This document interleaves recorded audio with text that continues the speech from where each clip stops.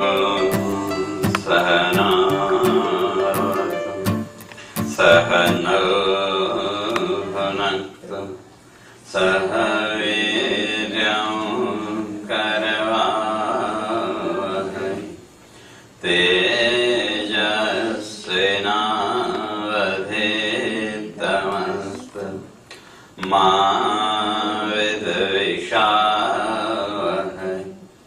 ओम शांति शांति शांति। शंकरं शंकराचार्यं केशवं बादरायणं सूत्रभाष्यकृतौ वन्दे भगवन्तौ पुनः पुनः। ईश्वरो गुरुरात्मेति मूर्तिभेद विभागिने व्योमवद् व्याप्तदेहाय दक्षिणामूर्तये नमः। ओम शांति शांति शांति। Don't disturb me. Take it off. मेरा फोन है ना, मैं क्या करूं?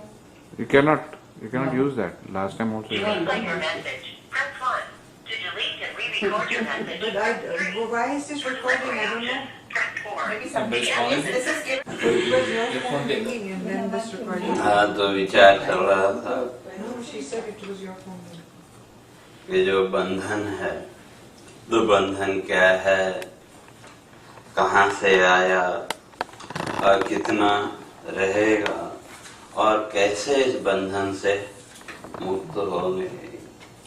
तो जितना भी बंधन है वास्तव में अगर देखें तो भावनात्मक, जो भी संसार में हमने मैं मेरा आदि का माना और जो भी संसार से बंधे, चाहे उसको मोह कहें, जो भी कह लें, राग मोह जो कुछ भी कहें, तो सब के पीछे अगर देखें तो एक भाव ही तो है। और ये जो भाव बने तो कौन सा, तो सत्यता का भाव।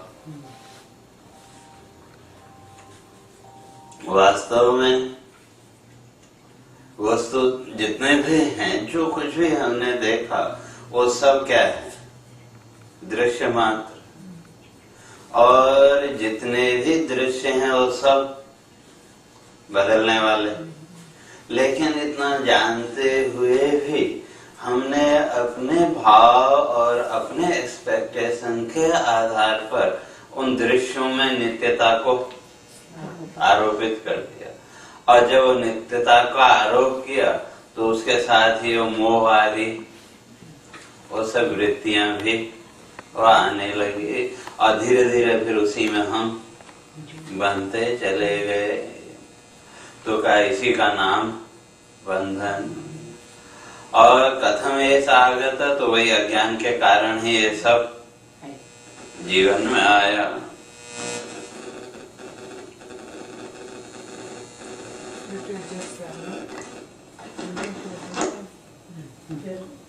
जो भी अभी बंधन है, उस बंधन का कारण कथम ये सागत, कैसे आया, तो क्या वही अज्ञान के द्वारा, या दूसरे शब्दों में कहें हमारे विचार की कमी। शास्त्रों से हमने सुना, जीवन के अनुभव के द्वारा भी समझ में आया, लेकिन कभी उसका गहराई से विचार नहीं किया। और जो भी विचार किया, विचार तो बहुत किया, लेकिन इसी संसार का, और संसार का भी विचार कभी निष्पक्ष भाव से नहीं किया। जो भी हमने विचार किया, उस विचार के पीछे हमारा वही एक्सपेक्टेशन है। किसी भी व्यक्ति के बारे में, किसी भी वस्तु के बारे में जो भी हमने विचार किया, उस विचार के पीछे हमारी वही इच्छाएं,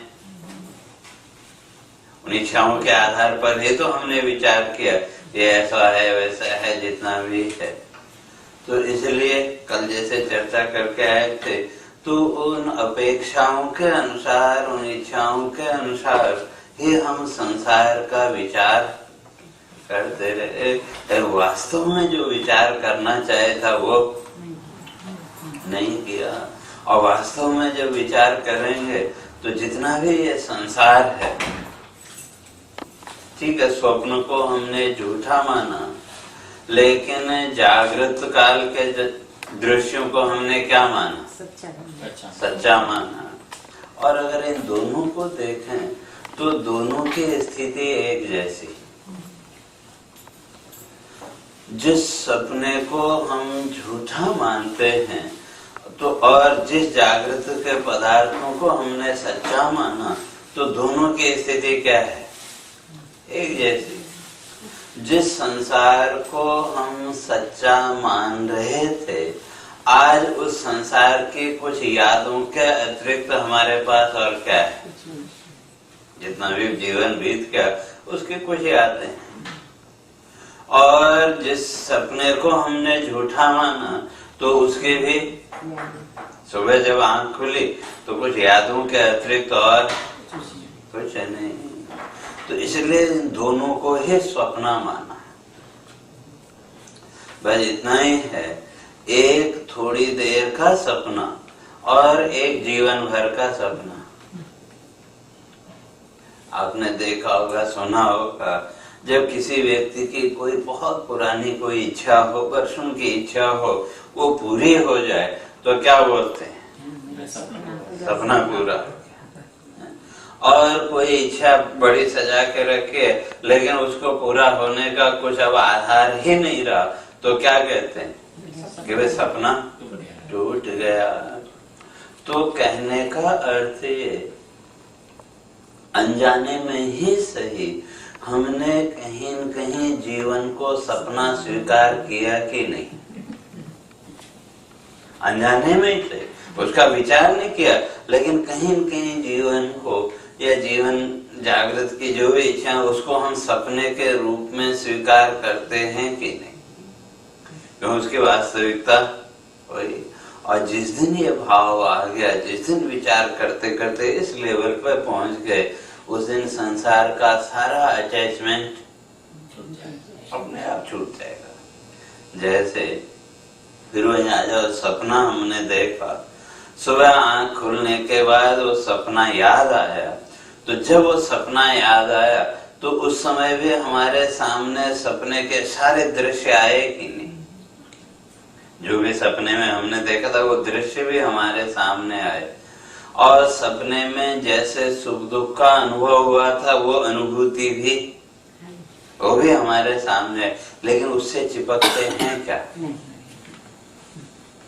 लेकिन सपने में उसके साथ जुड़ गए। तो आंख खुलने के बाद सब कुछ वही, दृश्य भी वही, सुख दुख का अनुभव भी वैसा ही, लेकिन वो सब होने पर भी हम उसके साथ चिपकते नहीं। तो इसी तरह से यहाँ भी जब विचार करते करते उस लेवल पर पहुंचेंगे तो ये सारा संसार हमारे लिए क्या हो जाएगा? सपने की तरह। फिर सब कुछ करेंगे लेकिन सब कुछ करने पर भी उससे अटैच नहीं होंगे। तो ये संसार छूट गया कि नहीं? संसार भाव पीछे हट गया। तो अब संसार को तो झूठा कह दिया, सपना मान लिया, लेकिन मैं तो हूँ कि मैं हूँ ना, तो मैं तो हूँ। तो अब वो जिसको हम मैं कहते हैं वो क्या है? तो का जीव। और जिसको हम जीव कहते हैं वो वास्तव में क्या है? का प्रतिबिंब मात्र। जैसे हम समझो, इसलिए पंचदशी में इस बात को स्पष्ट किया, चैतन्यम यद अधिष्ठानम लिंग देहश्चय पुनः चिच्छाया लिंग देहस्था तत्संगो जीवोच्यते। जिसको हम जीव कहते हैं तो उसमें तीन चीजें हैं। तो एक चेतना, जो मूल चेतना को आत्मा का लो, आत्मा की चेतना, आत्म चेतना, और दूसरा सूक्ष्म शरीर, दो न, और तीसरा उस सूक्ष्म शरीर में पड़ने वाली चेतन की छाया। अब छाया कहें, आभास कर लें, जो भी कर लें। जैसे उसको अगर जीवन में समझना तो फिर वहीं आ जाओ, वही मोबाइल में, है कि नहीं? तो जो मोबाइल है तो ठीक है, सेट अपनी जगह जो है, लेकिन जो मोबाइल है उसको चलाने के लिए सिग्नल तो चाहिए, और आपको एक सिम कार्ड भी चाहिए। अब पीछे मैंने कहा चाहे हम सिम कार्ड कहें या सूक्ष्म शरीर कह लें, तो वो जो सिम कार्ड है उसने क्या किया, डाटा, वो जो सिग्नल है उस सिग्नल को रिसीव किया और बाहर भेजा, सिग्नल को पकड़ा और उसके द्वारा हो गया। तो इसी तरह से यहाँ भी जीवन में भी वही प्रक्रिया, जिसको हम जीव कहते हैं। तो अब वो जीव क्या हो गया, वो जो आपके मोबाइल में सिम कार्ड, उस सिम कार्ड को जो सिग्नल मिला, तो सिम कार्ड ने उस सिग्नल को क्या किया, रिफ्लेक्ट कर दिया। और जब रिफ्लेक्ट किया तो हम कहते हैं कि ये अमुक कंपनी का कहते हैं कि, और उस रिफ्लेक्शन के बिना तो नहीं। तो वो जो रिफ्लेक्शन है तो क्या, उसी का नाम है जीव। नहीं तो उसी तरह से अब यहाँ भी, या उसी को दूसरे यूं समझो कि एक मिरर हमने लिया दिन में, छोटा मिरर, धूप है बहुत तेज, तो सब जगह सूर्य की रोशनी है कि नहीं, और हमने वो मिरर लिया, सूर्य के सामने करके उसको थोड़ा सा टेढ़ा किया, तो दीवार पे दूसरा सूर्य, तो जैसा वो मिरर है उस मिरर से रिफ्लेक्टेड लाइट पड़ी कि नहीं। तो अब दीवार पे कितने प्रकार की लाइट, दो, एक सूरज की शुद्ध रोशनी विदाउट प्रोजेक्शन, वहां कोई उपाधि नहीं, कोई नहीं, शुद्ध, और दूसरी वो जो मिरर के द्वारा रिफ्लेक्टेड, तो वो जो रिफ्लेक्टेड लाइट है तो उसका नाम जीव। तो अब यहाँ फिर जीवन में आ जाओ, तो यहाँ भी क्या है कि जिसको हम आत्मा कहते हैं वो आत्मा क्या है, व्यापक है। तो कैसे व्यापक है, तो मानना पड़ेगा ये मोबाइल के सिग्नल की तरह। जो मोबाइल का सिग्नल है वो तो एक एरिया में होगा, एक में नहीं होगा, वो हो सकता है, लेकिन जो आत्मा का सिग्नल है, आप इस ब्रह्मांड में, इस कॉस्मोस में कहीं भी चले जाएं, आपको वो सिग्नल मिलेगा कि नहीं। चाहे आप दूसरे ग्रह में भी चले जाएं तो वहां भी वो सिग्नल, लेकिन आप यहाँ से गए इंडिया, तो यहाँ से फ्लाइट में बैठे और शो गए, 10-12 घंटे कहाँ क्या हुआ आपको कुछ पता है क्या। जब नई जगह पे पहुंचे, वहां जैसे आंख खुली, तो आंख खुलते ही सबसे पहला ज्ञान किसका हुआ, मैं का हुआ। तो ये तो देश भी बदल गया, टाइम भी बदल गया, परिस्थितियां भी बदल गई, लेकिन हमारा अपने होने का जो अनुभव है वो तो वैसा ही है कि नहीं। तो फिर ये कहां से आया, तो वही सिग्नल हमारे अंदर जो, जिसको हम सूक्ष्म शरीर कहते हैं, तो वो सूक्ष्म शरीर क्या करता है, वो रिसीवर है। तो वो निरंतर उस सिग्नल को रिसीव कर रहा है। बस ये कि जब हम सोए तो जो सोने की प्रक्रिया वो क्या हो गया, स्विच ऑफ। हमने अपने इस मोबाइल का क्या किया, स्विच ऑफ कर दिया, तो अर्थात निद्रा। और स्विच ऑन का सिस्टम ऑटोमेटिक इसमें लगा हुआ है। जैसे वो मोबाइल भी अगर आप देखें तो वहां भी क्या है, आपने कोई अलार्म लगाया और मोबाइल को स्विच ऑफ कर दिया, तो ठीक समय पर अलार्म बजा, लेकिन साथ ही साथ वो आपसे एक क्वेश्चन पूछता है कि आपको मोबाइल को स्विच ऑफ रखना है या ऑन करना है। वो ऑप्शन हमारे पास होता है, लेकिन यहाँ वो ऑटोमेटिक अलार्म सिस्टम लगा हुआ है, लेकिन वो ऑप्शन तो हमारे पास है। कई बार आंख खुली आपकी तो देखा कि अभी टाइम है, तो फिर हम क्या करते हैं, तो वो ऑप्शन हमारे पास है कि नहीं, लेकिन वो अलार्म तो अपने आप और बजता है, लगता है नींद खुल गई।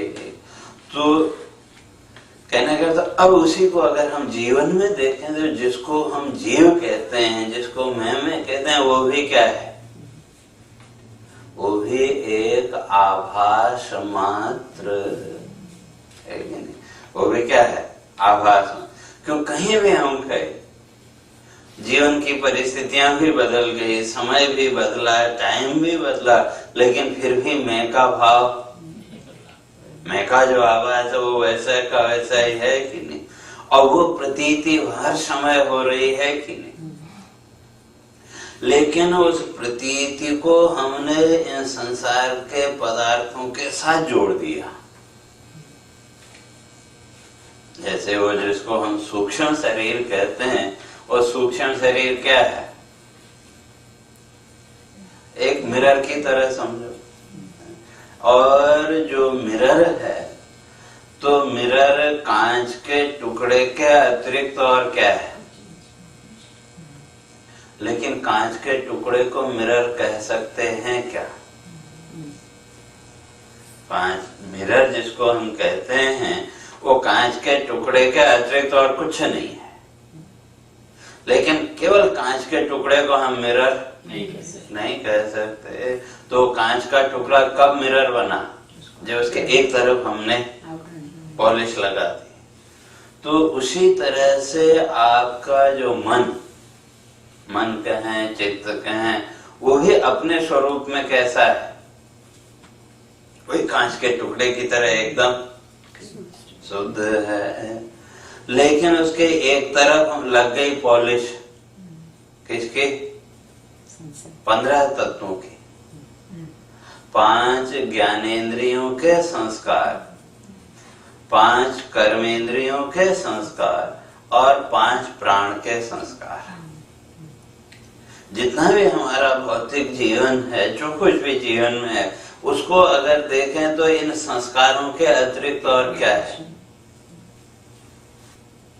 कल के हमारे कर्मेंद्रियों के जो संस्कार, उन्होंने हमको आज कर्म के लिए प्रेरित किया, और कल के हमारे जो ज्ञानेंद्रियों के संस्कार थे, उन्होंने हमको कुछ जानने के लिए आगे मोटिवेटेड किया। और जो प्राण के संस्कार हैं, तो प्राण के संस्कारों से वो श्वास प्रश्वास और चल रहा है। तो अगर जीवन का हम विश्लेषण करके देखें तो इन 15 संस्कारों के अतिरिक्त जीवन में और क्या है, कर्म के जो संस्कार हैं वो कर्म की ओर ले गए, ज्ञान के संस्कार हमको और ज्ञान की ओर ले गए, और प्राण के जो संस्कार हैं उसने इस मोबाइल को या इस बॉडी को तो खड़ा रखा। तो अब इन संस्कारों के साथ हमने जोड़ दिया अपने आप को।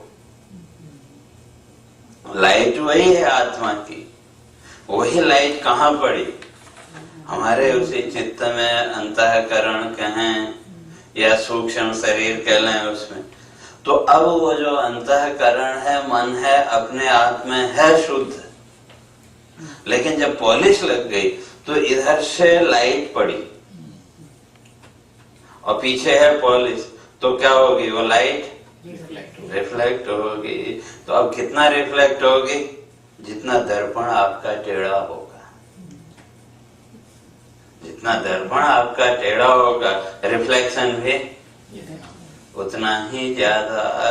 तो हमने क्या किया, तो अपना वो जो अंतःकरण का मन का उसको किस ओर मोड़ के रखा है, संसार की ओर।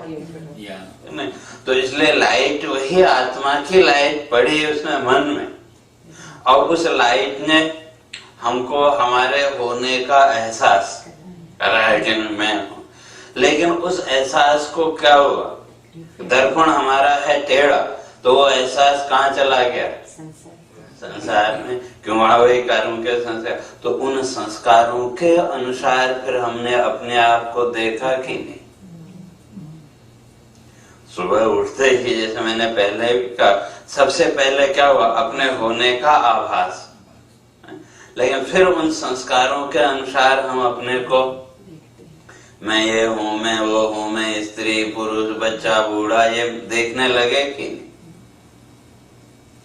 अब ये जितना ज्यादा रिफ्लेक्शन होगा, जितना ज्यादा हमारा दर्पण टेढ़ा होगा, रिफ्लेक्शन उतना ही ज्यादा। तो जो ध्यान आदि की प्रक्रिया है, तो वो क्या है, इस दर्पण को पकड़ के सीधा करना। जब आप ध्यान आदि में बैठते हैं या मंदिर में गए, तो उस समय क्या करते हैं, संसार की और जो वृत्तियों का प्रवाह है उसको रोका कि नहीं। तो उसका हमने उस दर्पण को क्या किया, पकड़ के सीधा किया। और 180 डिग्री में जब आ गया, तो अब जो लाइट वहां से आ रही थी, तो रिफ्लेक्शन भी क्या हुआ, जहां से आई थी वो लाइट वहां वापस। तो इसका नाम है ध्यान, कि वो जो हमारा अंतःकरण रूपी दर्पण है, मिरर है, उस मिरर को पकड़ के 180 डिग्री में ले आना। तो लेकिन अब जितनी देर वहां रहा था उतनी देर तो ठीक है, लेकिन वो छोड़ते ही फिर वो स्प्रिंग की तरह फिर अपनी जगह वो चला गया। तो ये तो है योग की प्रक्रिया। लेकिन जो वेदांत की प्रक्रिया है, वहां मिरर को छूना ही नहीं है।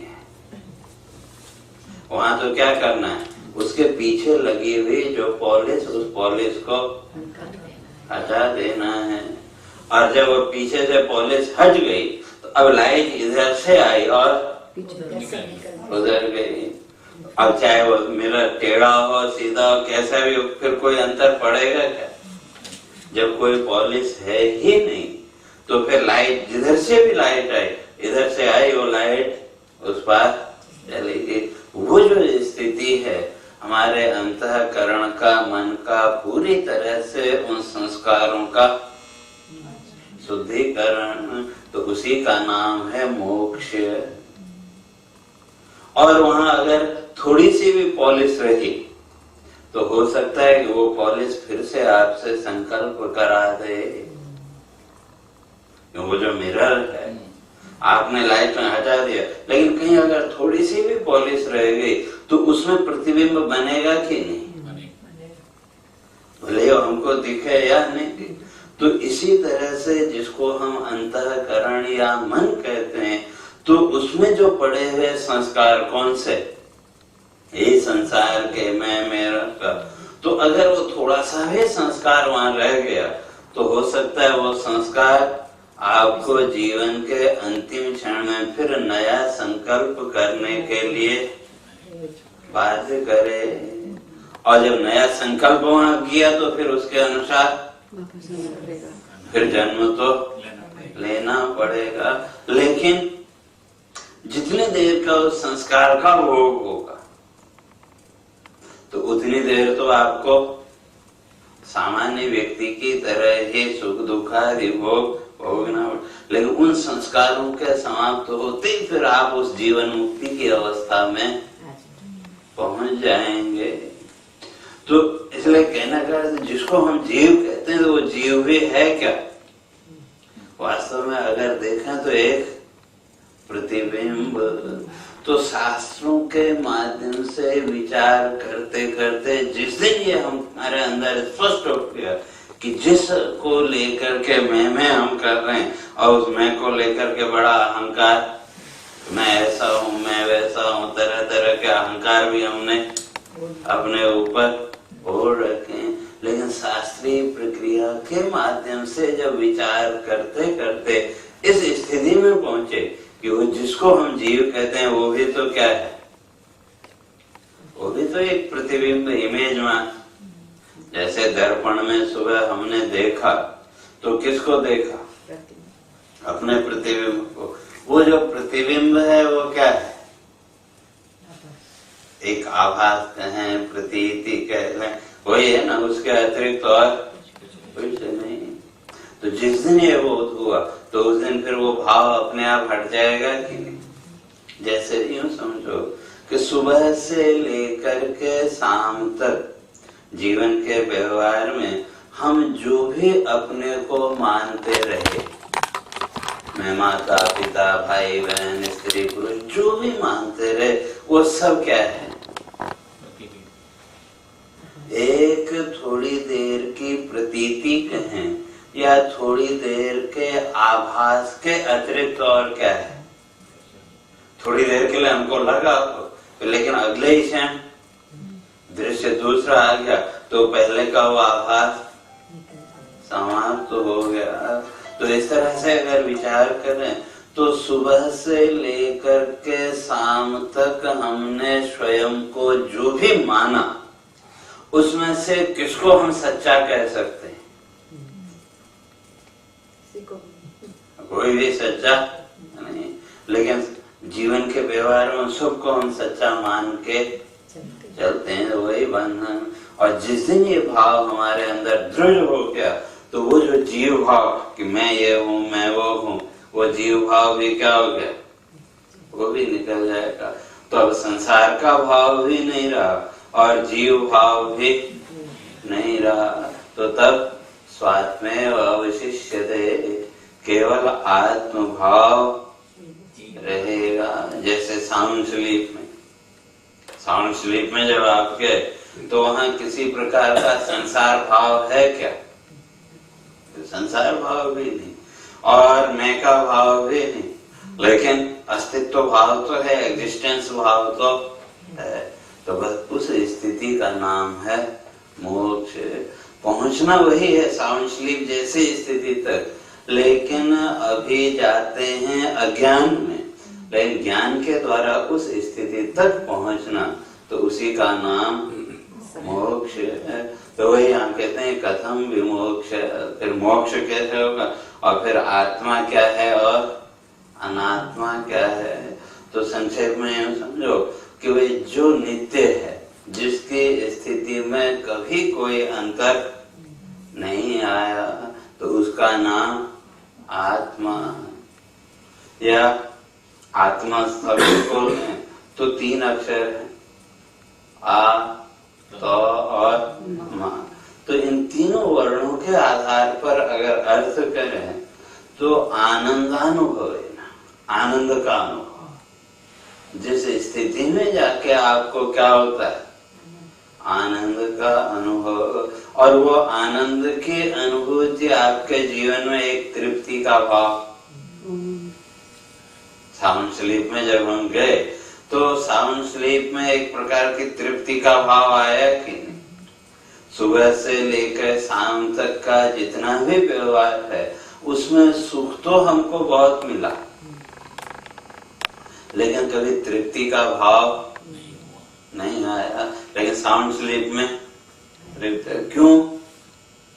वहां वो आनंद का अनुभव। तो जागृत में सुबह से लेकर शाम तक भले हम मुंह से कुछ भी बोले, लेकिन वहां सुख का ही अनुभव, वहां आनंद की अनुभूति नहीं है। और तो उस आनंद के अनुभव ने क्या किया? एक संतुष्टि का भाव। आधे घंटे के लिए भी आप साउंड स्लीप में गए तो उसे एक संतुष्टि तृप्ति का भाव आया है कि नहीं? तो इसलिए कहते हैं आनंदानुभवेन तोषयति मोदयति इति आत्मा। और वो जो संतुष्टि का भाव, तो उसने आपके अंदर प्रसन्नता को भी प्रकट किया। तो आत्मा का अर्थ फिर क्या हो गया?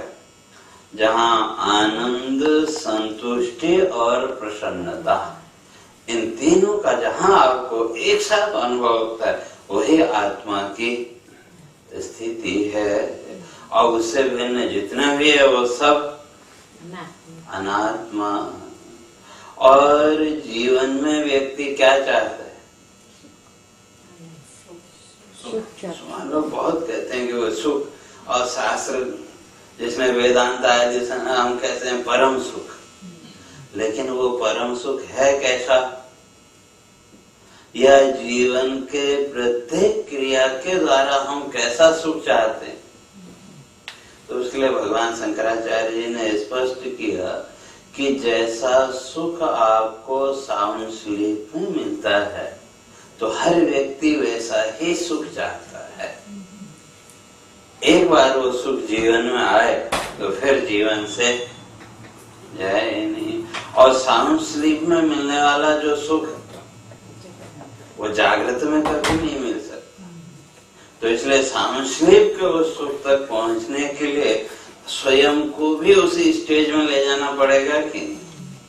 और स्वयं को उस स्टेज तक ले जाने के लिए, जैसे मैंने कहा वही प्रक्रिया कि सोने के लिए जब हम बेड पर गए तो सबसे पहले क्या करते हैं?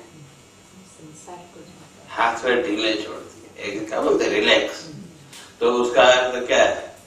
संसार के साथ हमारा जो फिजिकल संबंध था उसको हमने कट कर दिया। और फिर थोड़ी देर मन में कोई बात चलती रही और चलता रहा तो उस मन की वृत्ति को भी कितनी देर रखते हैं? अगर किसी दिन वो मन का वो विचार चलता रहे तो उसको भी हम छोड़ना चाहते हैं कि नहीं? डेली रूटीन में तो अपने आप छूट जाता, कब छूटा पता भी नहीं चला। लेकिन किसी दिन अगर नहीं छूटा तब उस मन के विचार को भी हम छोड़ना चाहते हैं कि? और जब उसको छोड़ा तो तुरंत नींद आ गई और नींद में एक तृप्ति का अनुभव। तो ठीक उसी तरह से धीरे धीरे शास्त्र के विचार के माध्यम से पहले इस बाहरी संसार को पीछे या उससे अपने को धीरे धीरे अलग करना, और उसके साथ ही जो मन का जो संसार है उससे भी अपने को धीरे धीरे अलग करके जिस दिन उस स्थिति में पहुंच गए, इन दोनों से अपने को अलग करने में सफल हो गए, उसी दिन विमोक्ष, उसी दिन इस संसार के बंधनों से मुक्त, और वही वो आत्मा का अनुभव। तो उसके अतिरिक्त सब अनात्मा। तो आप सबके जीवन में उस आत्मा की अनुभूति हो, आत्मा के आनंद का आप सब जीवन में अनुभव प्राप्त करें, यही हमारी शुभकामना और यही शुभभावना। ओम शांति शांति शांति। चलो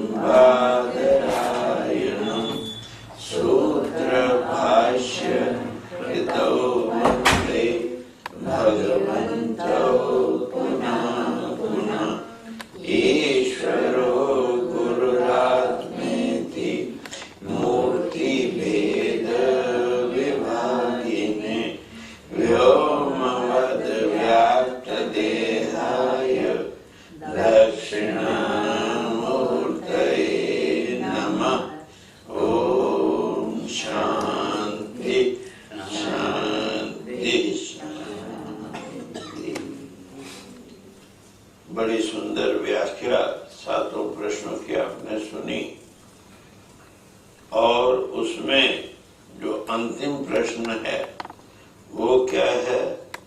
तो इन दोनों में जो डिस्क्रिमिनेशन कथम विवेक, विवेक कैसे बढ़ेगा, वही तो प्रश्न है अंतिम। इसलिए ऐसी अवस्था में वो जो है ये जो है कि वो है ना, ये तो कहते हैं कि इसका जो विवेक है, कथम तेर विवेका, इन दोनों के अंदर विवेक कहाँ से आएगा, होगा नहीं। तो ये जो है मूल आरंभ करें तो शास्त्रकारों ने कहा है कि उसके 6 ये हैं साधन हैं। 3 साधन है बाहरी और 3 भीतरी, है ना, श्रवण, मनन और निधिध्यासन। वो महर्षि याज्ञवल्क्य ने कहा था अपने पत्नी मैत्रेयी को, आत्मा वारे द्रष्टव्य, आत्मा का क्या करना चाहिए, दर्शन करना चाहिए, आत्मा का दर्शन करना चाहिए। तो कैसे, तो का श्रोतव्य, श्रवण करना चाहिए, और मंतव्य, मनन करना चाहिए, और निधिध्यासन करना चाहिए। और दूसरा कहा कि क्या करना चाहिए, धारणा, ध्यान और समाधि, ये भी तीनों आवश्यक है। और कर्म, भक्ति और ज्ञान, ये भी है।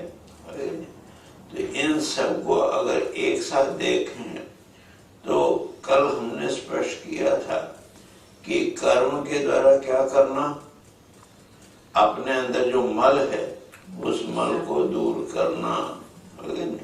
और मल किसको कहते हैं, मल कोई बुरी चीज नहीं है, गंदगी जिसको कहते हैं कोई बुरी चीज नहीं है, बल्कि क्या है कि अच्छी बातों का जो अपाचन है उसी को क्या कहते हैं, बीमारी कहते हैं, वही बीमारी है ना। तो कचरा कहते हैं ना, कचरा, कचरा किसको कहते हैं, तो कचरे बुरी चीजों का होता है कि अच्छी चीजों का, अच्छी चीजों के जो टुकड़े बचते गए, फेंकते गए थे, वो अच्छी के ही टुकड़े, लेकिन वो कचरा बन गया। तो गीता में भगवान ने अर्जुन को दूसरे देह में बड़ी मार्मिक बात कही।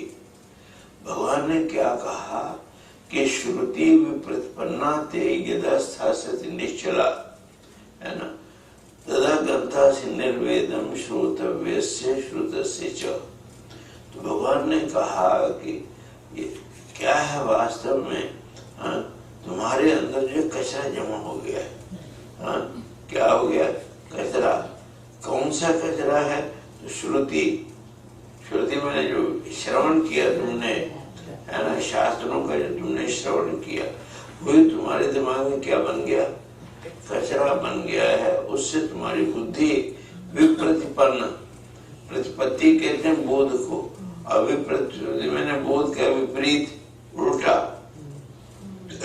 अबोधता, अज्ञानता भर गई है।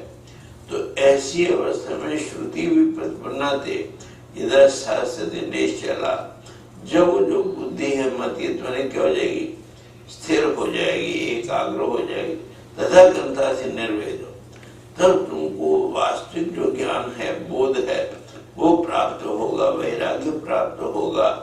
किससे, श्रोतव्य से श्रुतस्य च, जो कुछ भी श्रवण करने योग्य है और जो कुछ भी तुमने आज तक सुना है, वो सबसे क्या हो जाएगा, हमारे अंदर सही विवेक पैदा हो जाएगा, डिस्क्रिमिनेशन जिसको कहते हैं वो पैदा होगा। तो इसलिए यहाँ तक लिखा शास्त्र में कि नानुदेहात बहुन शब्दान वाचो विज्ञापन तक, बहुत ज्यादा पुस्तकें पढ़ते गए। अंग्रेजी में एक शब्द है बुक वॉर्म, है ना, किताबी कीड़ा बन गया। तो पढ़ा बहुत लेकिन पचाया नहीं, तो फायदा क्या होगा। इसलिए ये कहते हैं कि वाचो विज्ञापन, ये क्या करता है, तुम्हारी जो वाणी है उसका विज्ञापन कर देता है, क्या करता है, नाश कर, कोई फायदा नहीं उससे। इसलिए श्रवण तो करो, लेकिन श्रवण को जो क्या करो, कचरा मत बनाओ। थोड़ा सुनो और उसको पकड़ो, है ना।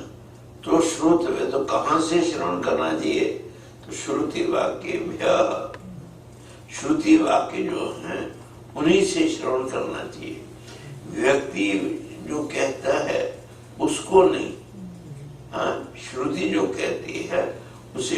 नहीं तो क्या होता है कि दो किताबें इधर से पढ़ी, दो किताबें उधर से पढ़ी और ज्ञानी बन गए, प्रवक्ता बन गए, प्रवचनकार बन गए। अब फिर वो बोल देते हैं कि जो ना उनकी समझ में आता है ना अपने समझ आता है। यूं तो हमने भी मन को बहुत बहलाया है, यूं तो हमने भी मन को बहुत बहलाया है, जो खुद नहीं समझे सारी दुनिया को समझाया है।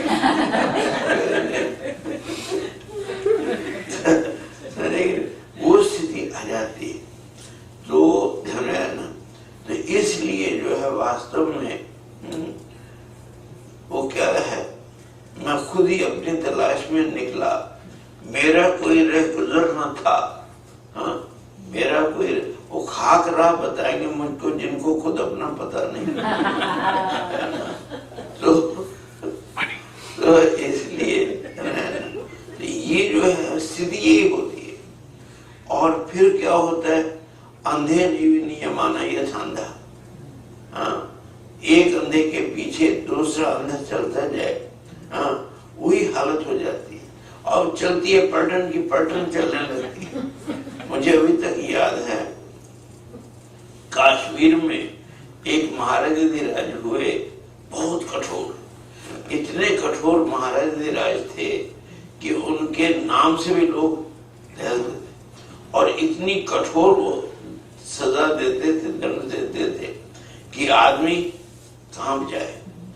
तो अंग भंग कर रहे हैं कि आगे कोई भी दंड देना है तो इसका ये अंग काट दो, वो अंग काट, ऐसा कर।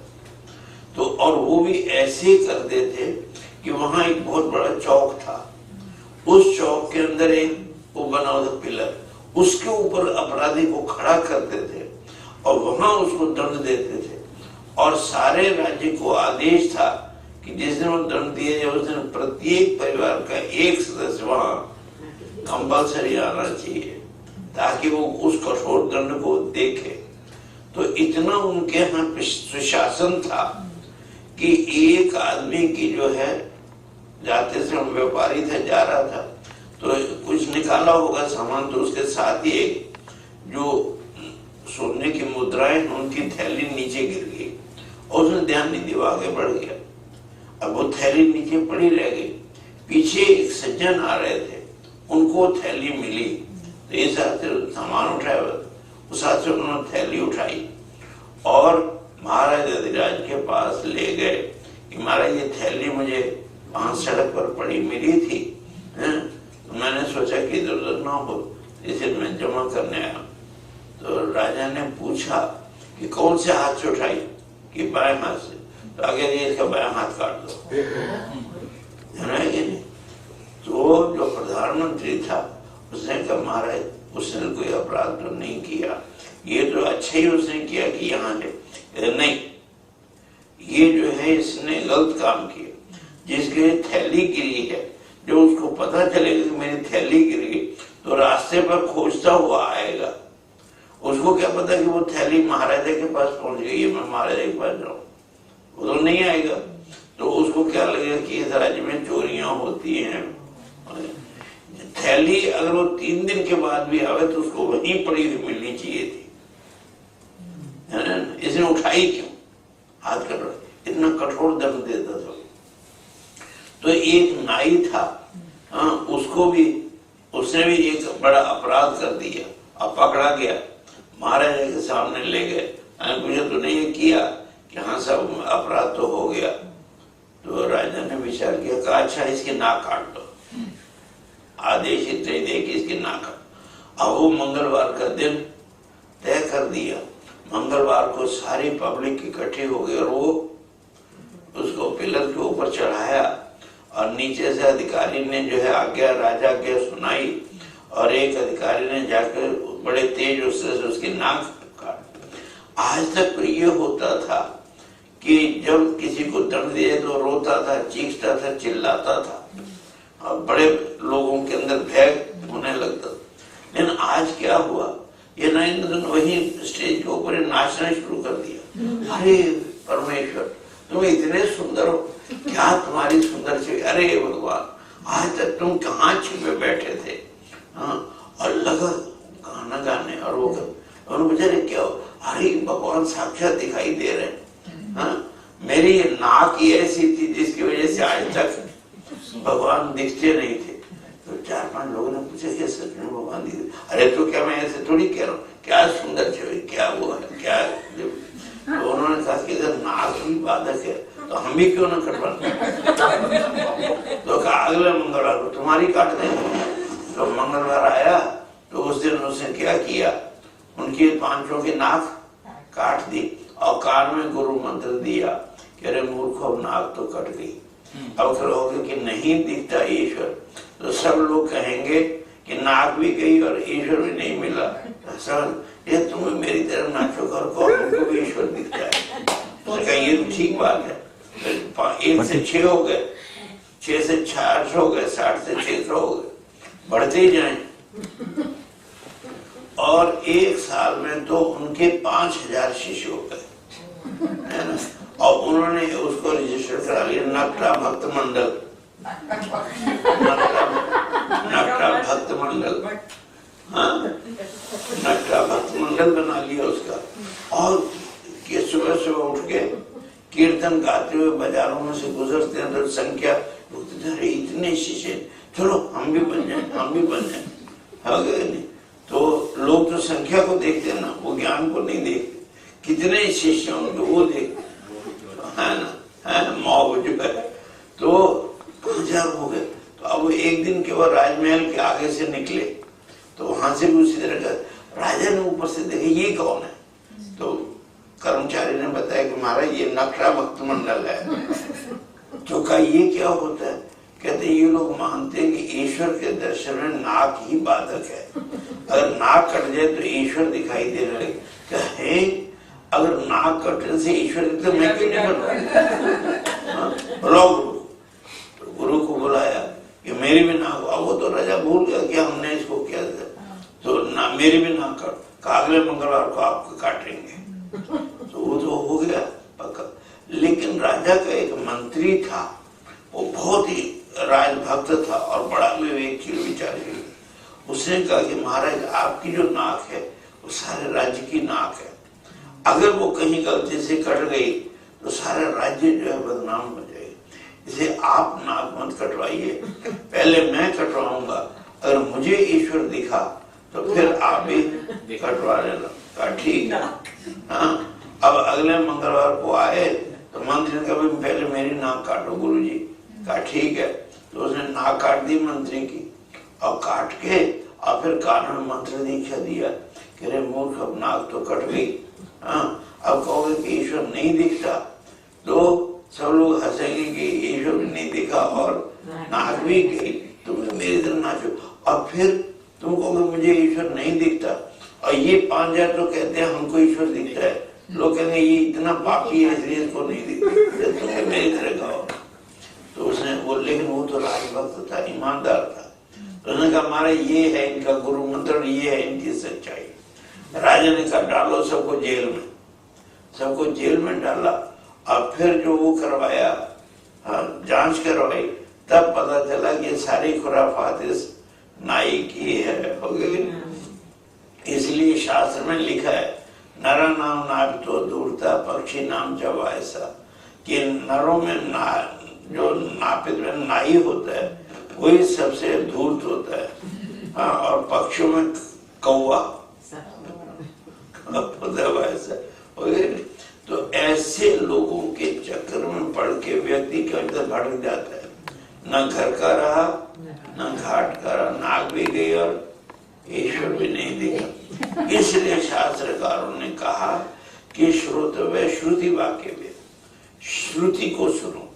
व्यक्ति के अंदर स्वार्थ हो सकता है, कितने बड़े से बड़ा ज्ञानी भी हो, प्रज्ञानी भी हो, कोई भी हो, थोड़ा बहुत स्वार्थ हर एक में होता है, लेकिन शास्त्र में कोई स्वार्थ नहीं है। आपने गीता को पढ़ा और गीता के अनुसार अपना जीवन पवित्र किया, तो क्या गीता को कमीशन मिलेगी? यह गीता नाम की कोई स्त्री नहीं। तो आपने वेदों को पढ़ा और वैदिक जीवन बनाया, तो आपका जीवन महान ऋषि आप बन गए, तो क्या वेद को कोई कमीशन मिलेगी? उसको कुछ नहीं, वो तो निरपेक्ष है, स्वार्थ निरपेक्ष है। और व्यक्ति जो भी है वो थोड़ा बहुत स्वार्थ होता ही। एक पंडित जी थे तो ब्राह्मण, तो उनकी पत्नी ने कहा कि भगवान अब जो है लड़की की शादी का समय आ गया, घर में बिछाने के लिए 2 गद्दे भी नहीं है हमारे पास, तो थोड़ी अगर रुई आ जाए और थोड़ा कपड़ा आ जाए तो 5-7 गद्दे बन जाए तो ठीक होगा। तो कहा ठीक है, लेकिन पैसा तो है नहीं, क्या करूं? इतने में क्या हो, चौधरी जो थे गांव के, वो आए कि पंडित जी हमारी लड़की की शादी है, तो आपको ही करवानी है, तो उसके लिए जो जो सामान चाहिए उसकी लिस्ट दे दो। तो उन्होंने लिस्ट बनाई और लिस्ट के अंत में 20 के लाल कपड़ा और 20 किलो रुई वो भी लिख दिया और दे दी लिस्ट। और चौधरी बेचारे को क्या पता क्या करना, उसने सारा सामान नौकर को दिया, जब पहुंचा दो आगे, सामान तो आ गया, अब करें क्या?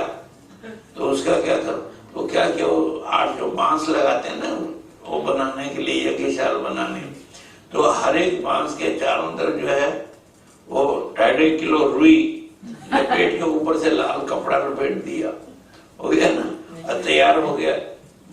अब जो विवाह हुआ तो लड़का पक्ष वाले जो आए तो वो भी अपना पंडित साथ में लेके आए थे, तो दोनों पंडित मिलके कराने लगे। अचानक जो है जो पंडित था लड़के पक्ष, उसने देखा कि ये इतनी रुई लिपटी हुई और वो, तो उसने जो अब पूछना था पंडित से, लेकिन पूछे तो पंडित की बेइज्जती होगी अगर पूछे, तो उसने क्या किया, हाँ मंत्र तो बोल ही रहे थे, कन्या विवाह हेतु तूलम किमर्थम पंडित स्वाहा, कि बेटी के विवाह में ये जो इतनी रुई है ये किस लिए? अच्छा। स्वाहा, और बोल दिया स्वाहा। तो श्रोत जितने लोग बैठे हैं वो क्या समझेंगे, ये भी मंत्र है, इनको क्या पता संस्कृत में क्या कहा, कन्या विवाह हेतु तूलम किमर्थम पंडित स्वाहा। आप पंडित तो समझ गया, ये तो समझ गया है, अब बेइज्जती होगी, तो उसने कहा तवार्दन चा मार्दन चा विघ्नम मां कुरु पंडित स्वाहा। चल भाई तू आधी रुई तू ले लेना, आधी मैं ले लेना, विघ्न क्यों करते हो? हो गया कि नहीं? ये जो है ऐसे ही चलता है, स्वार्थ है, लेकिन शास्त्र का कोई स्वार्थ नहीं। इसलिए कहा श्रोतव्य श्रुति भाग, जब भी सुनो तो श्रुति मैंने शास्त्र को ही सुनना चाहिए। इसीलिए हमारे गुरुदेव की आज्ञा थी कि कभी भी प्रवचन करने बैठो, कुछ भी करो तो सामने ग्रंथ को जरूर रखो। गीता तो हमको जुबानी याद है लगभग, लेकिन फिर भी हम प्रवचन करने के बैठते, चाहे वो 2.5 आने वाली गीता ही हो, सामने रख के तभी जो है बोलेंगे, उसी की व्याख्या करेंगे।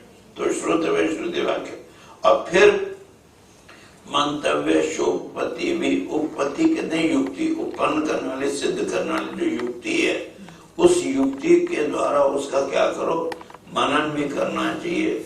जो कहा उसको आंख बंद करके मान लो, ऐसा नहीं। क्यों? भगवान ने भी गीता में क्या कहा, तद्विधि प्रणिपाते न परिप्रश्न, ऑलराउंड क्वेश्चनिंग होनी चाहिए। जब तक तुमको पूर्ण संतोष न हो तब तक सवाल पर सवाल पूछते चले। ये मत सोचो कि गुरुजी क्या सोचेंगे, दूसरे क्या सोचेंगे, प्रश्न को तुरंत पूछ ही लेना चाहिए। क्यों? कि अगर प्रश्न के बीच में कहीं कंकड़ी रह गई तो सारे भोजन को बेस्वाद कर देगी, ज्ञान के भोजन, ज्ञानामृत भोजन को एक कर देगी। तो इसलिए प्रश्न करना चाहिए, बार बार प्रश्न करना चाहिए युक्ति के द्वारा। हाँ, भगवान शंकराचार्य जी ने कहा कि दुस्तर का सुब्रह्मण्यताम श्रुति मत स्तर को अनुसंधित, ऐसे तर्क के लिए तर्क नहीं करना चाहिए। उसको कहते हैं कुतर्क। क्या कहते हैं? कुतर्क कहते हैं। हाँ, तो इसलिए अब कुतर्क का दृष्टांत नहीं दूंगा, आप लोग जानते ही हैं अच्छी तरह से। तो कुतर्क नहीं करना चाहिए, है ना। क्या करना चाहिए? श्रुति मत स्तर का, श्रुति युक्त जो तर्क है उस श्रुति युक्त तर्क का ही अनुसंधान करना चाहिए। और फिर श्रवण किया, मनन किया युक्ति में, और फिर क्या करना चाहिए? निधिध्यासितव्या, तो एते दर्शन हेत्वा, ये जो है श्रोतव्य, श्रुति वाक्यव्य, मंतव्य, चौपत्ति भी, और फिर उसको जो है मत्वाचा सत्यम देयम, मनन करने का निरंतर उसका ध्यान करते जाना चाहिए, ध्यान करते जाना चाहिए। वो क्या है? को असो अनात्मा कश्च आत्मा, ये अनात्मा क्या है और आत्मा क्या है, तो अभी सुन रहे थे। और मैंने भी कई बार कहा कि दृग दृश्यो दो पदार्थ हो, देखने वाला और दिखने वाला दो पदार्थ है। निश्चय करो कि मैं कौन हूं, देखने वालों की दिखने वाला हूं, तो मैं देखने वाला हूं, तो मैं दिखने वाला, तो जो कुछ भी दिखता है वो मेरा हो सकता है, फिर मैं नहीं हो सकता। और मेरा भी कब तक? तो जब तक यात्रा है, शरीर यात्रा है, तब तक। जैसे मैंने कहा था ना कि बस में जो सीट है वो मेरी है, मेरी सीट है, लेकिन कब तक पहुंचते नहीं, सीट उठा के जाने को नहीं। तो इसी तरह से ये जो भी दृश्य है, चाहे वो शरीर हो, प्राण हो, मन हो, बुद्धि हो, जो कुछ भी है, ये सारे के सारे सब क्या हैं? रास्ते भर के लिए हमारे, मैं नहीं, ये सब मेरे लिए हैं, ये मैं नहीं हूं, ये निश्चय करो। तो निश्चय जब किया तो फिर जो देखने वाला वो कौन है? उसके ध्यान करने की वो चीज है, को असो आत्मा। ये जो मैंने कर रहा है, हम करता है, ये क्या है? उसका जो लिए जो है ध्यान को वहां केंद्रित करो। उनको उपनिषद के एक मंत्र को कह के पूरा करेंगे। वो कहता है कि भाई ये जो है ना युद्ध है, जीवन का एक युद्ध है, लड़ाई है। भगवत गीता जो है क्या करती है? युद्ध ही तो है, पूरा ही है ना। तो इसलिए युद्ध करो, लेकिन क्या करो? धनुर्गृहीतो उपनिष्टम महास्त्रम शरम ही उपासा निष्ठम संदेहित आयम तद्भाव गति चेतसा लक्ष्यम तदेवाक्षरम सौम्य विधि। मंत्र कहता है कि भाई पहले धनुष उठाओ। पहले लड़ाई तो धनुष बाण से ही होती थी, तो धनुष उठाओ। लेकिन कौन सा धनुष? तो कहते हैं औपनिषदम, उपनिषद सुप्रतिपादितम औपनिषदम, जिसका उपनिषदों में वर्णन है, वो युद्ध शास्त्र में नहीं, लोहे के भौतिक शास्त्रों में नहीं, बल्कि जो उपनिषदों में प्रतिपादित धर्म से वो उठाओ। और शर्म उपासना निष्ठम, शर्म ने जो बाण है उसको उपासना के द्वारा क्या करो? तीक्ष्ण करो। तो किसी भी बाण को तीक्ष्ण करने के लिए क्या करते हैं? बार रगड़ते हैं, रगड़ते हैं, बार रगड़ते हैं। इसी प्रकार से उपासना के द्वारा मैंने पुनः पुनः आवर्तन करते हुए, रिपीटिशन करते हुए उसको तीक्ष्ण करो। और फिर आयम तद्भावगत, तद्भावगत, तत् मैंने वो जो लक्ष्य है, उस लक्ष्य के ऊपर पूरे भाव को केंद्रित करके और फिर बाण को खींचो। आयम मैंने खींचो अपनी ओर, ऐसे खींच देना, अपनी तरफ अंदर की ओर खींचो। आयम तद्भावगत चेतसा, उस चित्त के द्वारा खींच के लक्ष्यम तदेवाक्षरम सौम्य विधि, ये सौम्य वो जो अक्षर रूपी लक्ष्य है उसका क्या करो? वेधन कर दो। तब प्रश्न आया कि भगवान वो उपनिषदों में प्रतिपादित धनुष है कौन सा? तो उसके लिए मंत्र ने कहा प्रणव धनु हूं। प्रणव जानते ना, ओम। शास्त्र में ओम शब्द न कह के प्रणव के द्वारा कहते हैं, हो गया नहीं? तो प्रणव धनु, प्रणव ही धनुष है। तो प्रणव क्या है? ओम। तो पहले क्या पकड़ो? धनुर्गृहीत उपनिषदम, ओम को पकड़ो और फिर क्या करो, तो कहते हैं शर्म, मैंने बाण क्या है, तो शर्व ही आत्मा। बाण कौन है? आत्मा। आत्मा का अर्थ है अहम, अहम आत्मा, बुढ़ा के चलो, तो अहम को पकड़ो, हो गया नहीं? तो अहम को लिया, तो पहले ओम, फिर अहम, और फिर लक्ष्य सामने रखो। तो लक्ष्य क्या है? तो ब्रह्म तल लक्ष्य मुझे दे, हो गया नहीं? क्या क्यों आगे आ गया? ब्रह्म, तो ओम अहम ब्रह्म, हो गया ना? फिर क्या करो, तो कहते हैं अप्रमत्तेन वेदव्यम सर्वतन्मयो भवेत्। अप्रमत्तेन, प्रमाद कहते हैं किसको? वो सुना था ना पहले, जो बताए थे बंधक, हाँ, तो बाधक बताए थे, हाँ, तो वो क्या है? प्रमाद। तो एक होता है आलस्य और एक प्रमाद। तो आलस्य जो है वो रजोगुण से होता है, और प्रमाद जो है वो तमोगुण से होता है। जब बुद्धि के अंदर रजोगुण बढ़ जाता है तो हर चीज को टालने की, वो करने की प्रवृत्ति होती है, वो आलस। और जब बुद्धि के अंदर प्रमाद तमोगुण बढ़ता है तो फिर हाँ, चलने की इच्छा ही नहीं, पड़ जाओ या सो जाओ, क्या करना है ना? किस किस को गाइए, किस किस को रोइए, आराम बड़ी चीज है, मुंह ढक के सोइए।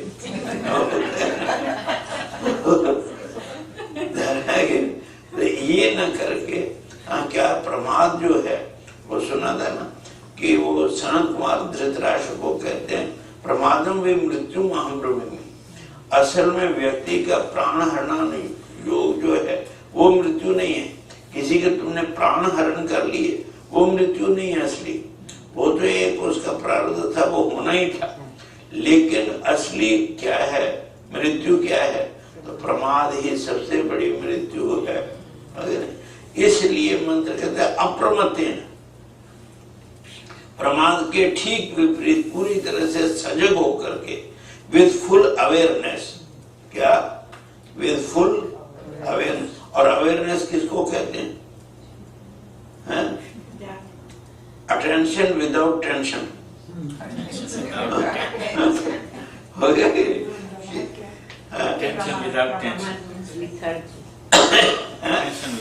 अटेंशन विदाउट टेंशन, अवेयरनेस, हो गया?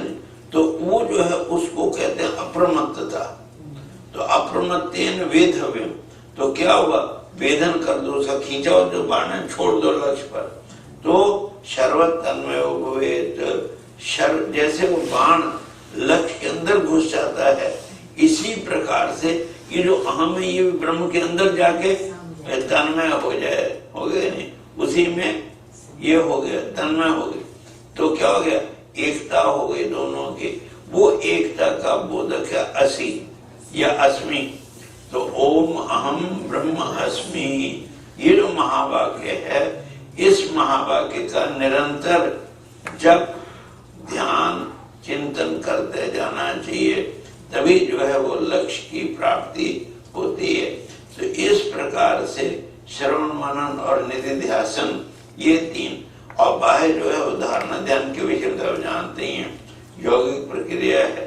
इसलिए इन दोनों को करते हुए धीरे धीरे चलते चलो, लेकिन चलना चाहिए नियम पूर्वक। और एक काम जरूर करना चाहिए, वो है क्या?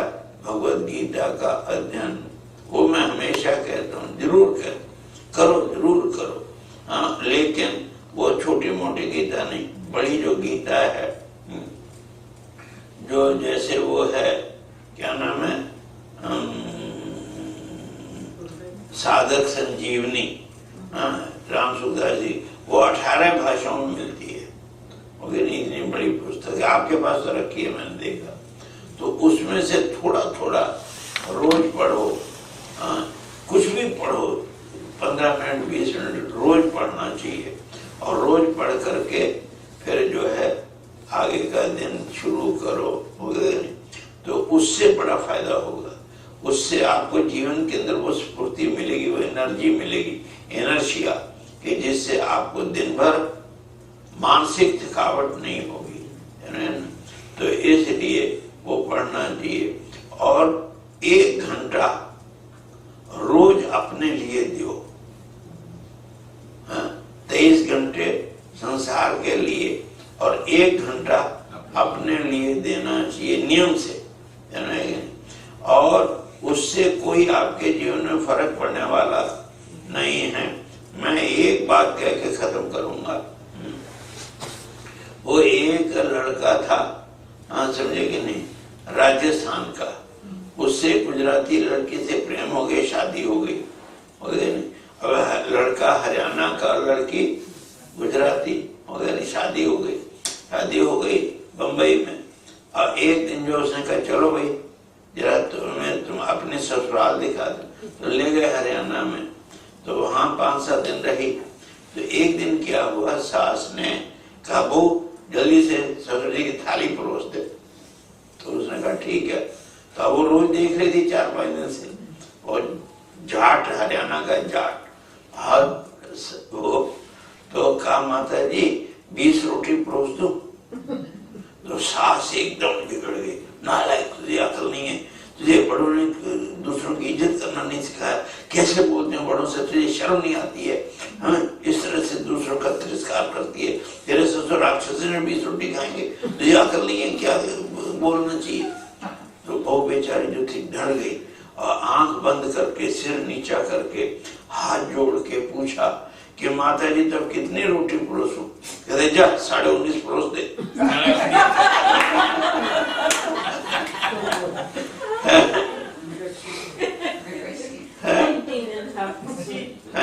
तो अब ये बताओ 19.5 और 20 में कोई फर्क है? 2 और 1.5 में तो कुछ फर्क भी पड़े, 19.5 और 20, वो तो सास को जरा अपना पट दिखाना था, नहीं तो क्या फर्क पड़ता है। इसी तरह से जैसे वहां कोई फर्क नहीं, इसी तरह से परमेश्वर ने आपको 24 घंटे का दिन दिया।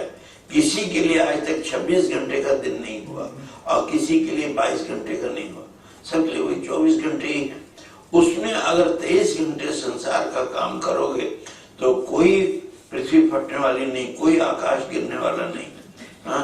लेकिन वो 1 घंटा जो अपने लिए नियम से दोगे, प्रतिज्ञाबद्ध, विद क्या कहते हैं उसको, पूरा प्लेज लेकर अगर करोगे, तो भगवान ने गीता में वचन दिया है कि स्वल्पमप्यस्य धर्मस्य त्रायते महतो भयात्, कि ये जो धर्म का एक अंश भी तुम्हारे जीवन में आ जाएगा तो तुमको महान से महान जो भय है, डर है, सबसे बड़ा डर का है, उससे भी तुमको पार कर देगी, अभय कर देगी। अभयम शत्रु संशुद्धि तुम्हारे अंदर आ जाएगी संपत्ति। इसलिए 1 घंटा रोज देना चाहिए। उसमें थोड़ी देर क्या करो, जप करो, थोड़ी देर ध्यान करो, और फिर थोड़ी देर गीता का स्वाध्याय करो। ये नियम से करोगे तो आपका जीवन पवित्र होगा, आपका जीवन सात्विक बनेगा, शुद्ध होगा, और जीवन में परम शांति की प्राप्ति होगी, परम ज्ञान की प्राप्ति होगी, और ये सब आपके जीवन में आवे, ये हमारी शुभकामना है, ये शुभ भावना है, और ये शुभ आशीर्वाद है। अब जो है सीधे होकर के बैठो, और ये सत्र की पूर्णता हुई वगैरह।